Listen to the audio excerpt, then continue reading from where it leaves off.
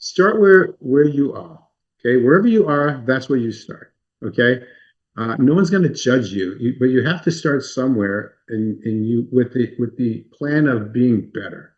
So begin with a written plan. If you have a written plan, then you can't deviate too much from it. You have some clear guidance and structure, right?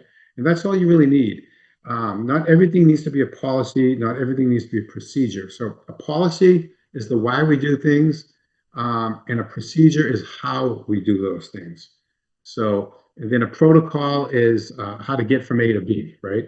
But have something in writing, whether it's a policy or a procedure or a combination of both, or an emergency response plan, whatever you want to call it, so people feel comfortable and safe, and they want to participate and be part of the team.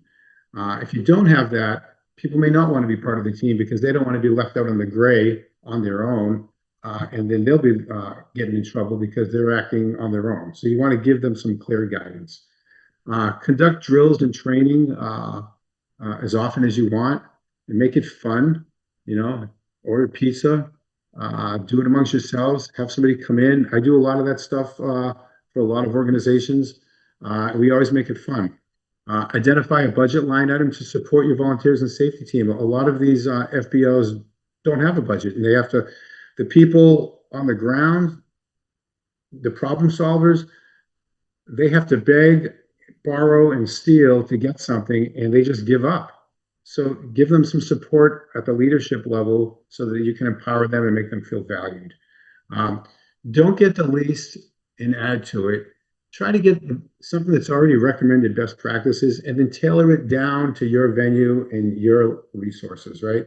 You want to get something that's already established, already proven, already accepted, and then bring it down to your level. That's much easier than trying to create something from scratch. In the basic expectations that I would recommend for you to consider, childcare and safety measures, that's big. Medical emergencies, that's going to be the majority of your problems. An example was the Colleyville, Texas synagogue. They had a hostage situation. It went 11 hours, and there was a lot of elderly people. They didn't have their medication. There was diabetics. They didn't have sugar. They didn't have any water, and the wheels were coming off the wagon. And these guys self evacuated. They didn't listen to the police or the FBI was there. They didn't care.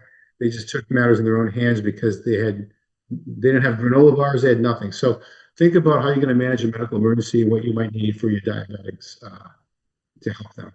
Um, any obvious hazards that you have, and that could be a variety of things. Look at your access control points and how you want to manage those, which ones need to stay open, which ones can you close and not worry about. Uh, Evacuation and how to manage crowds and people flow. How are you going to get people from A to B without getting them trampled or creating extra anxiety? What type of reunification plan should you have?